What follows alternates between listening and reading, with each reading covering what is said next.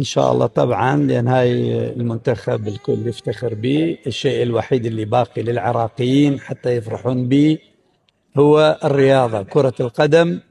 فعلى كل عراقي أن يدعم فريقنا الوطني. إن شاء الله نحقق إنجازات طيبة وزينة يليق بالكرة العراقية. طيب كابتن، الجماهير كانت تتمنى يعني وجود داريو في القائمة النهائية، شنو ممكن تقول له من رسائل لداريو كوالد له؟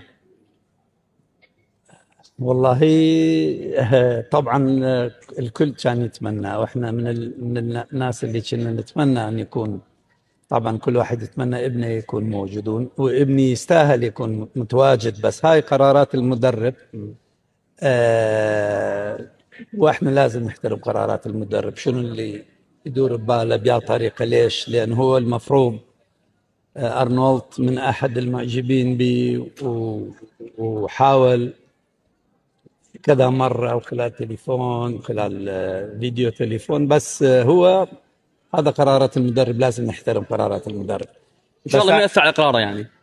والله إن شاء الله، لأن بالأخير أنا حاولت وسوينا وقنعنا وإجا، بس هاي المنة وجاء القرار على يعود للاعب. أنا أدعمه حتى يلعب يلتزم مع المنتخب العراقي إن شاء الله، بس هذا القرار يعود إليه بالأخير. وأنا أعتبر كل اللاعبين اللي موجودين واللي خارج واللي ما استدعوهم هو هم لاعب زين، أعتبرهم مثل داريو بالنسبة لي. وإن شاء الله بس الفرصة قائمة في المباراة البطولات الجاية إن شاء الله. والله إن شاء الله، بس تعرف اللاعب نفسيته هو اللي يقرر. يعني أنت جايبه على مشاركة بشكل سريع، سوينا أوراقه وتعبنا وشهرين. أنا من طالع أنا سمعت تعبتوا بالأوراق كابتن. مو بس تعبنا، شلعوا قلوبنا انشلع. أها.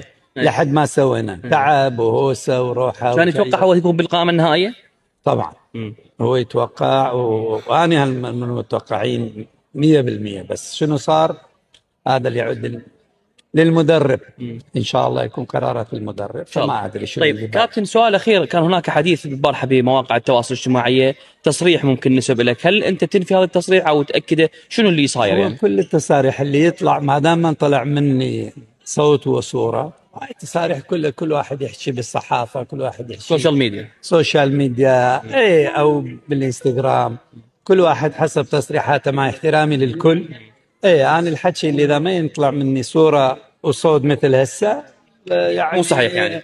ما أعتبره صحيحة. أنا حتى لو صحيحة ما أعتبره صحيحة، لأن التصريح اللي أنا ما أسمح به، حتى لو هاي المقابلة إذا ما تأخذ إذن مني وأنا ما أسمح لك تنشره، ما أعتبره صحيح بالنسبة لي. لا يعني تصريح صوت صورة مو من عندي مو صحيح. إن شاء الله. نتمنى التوفيق لكابتن داريو، إن شاء الله جهودك مستمرة معه. شكرا. إن شاء الله إن شاء الله إن شاء الله، وشكرا لكل العراقيين، وأتمنى لكل عراقي خير. وإن شاء الله الشيء الوحيد اللي بي إن العراقيين يفرحون هو بالدرجة الأولى كرة القدم، يبتعد عن السياسة والمحصصات والشغلات اللي ما يليق بنا بالمجتمع الدولي. إن شاء الله راح يكون منا وجاء راح نبدي صفحة جديدة، والكرة العراقية تطور باستمرار إن شاء الله. شكرا جزيلا. شكرا. مثل ما سمعتوا، والده قال لك كان لحيت عليه وجبته، تالي ما تالي مدرب ما راده، كان هو معجب بيه. يقول له بعد شنو؟ قال له انا قرار بعد بيد اللاعب وانا مو بكيفي، فاحتمال راح نخسر دوري النام. هو اكيد المنتخب العراقي ينخسر ما يخسر، بس هيك لاعب امكانيه مع الاسف. المفروض اعطيه فرصه اجرب مركزه، بذاك الوقت اقدر احكم عليه، بس هيك الظلمه ما اعتقد راح يجي بعد، لان ما شاف كل الاعتراف. رايكم يهمني بخانه التعليقات. لا تنسون تصريف مشترك قبل نهايه كاس العالم.